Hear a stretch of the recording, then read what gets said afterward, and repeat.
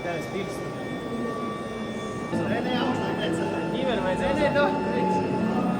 Es domāju, ka vēro cilvēks, kas nāk tā kā pats uz stendam, ja kas bļauj, ja? Ja mēs kādu klientu palaižam garām, tā kā tu tur visu kontrolē situāciju. Tā, Zintāri, pastāst man par šo grēdotāju. Es pārbaudīšu tavas zināšanas. Okay. Starp citu, mums ir divi veidi.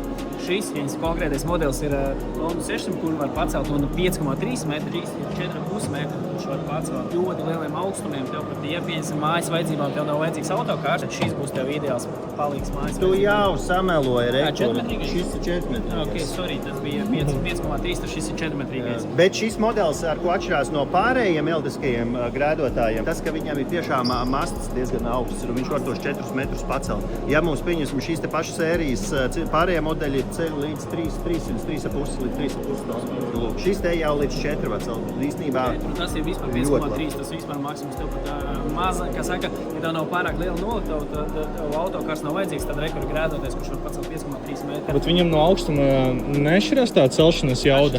Atšķirās? Jā, viss pēc specifikācijas jāskatās, jo augstāk celi, mazāk svars, viņš var pacelt līdz 5,3 un šis līdz 4 metru.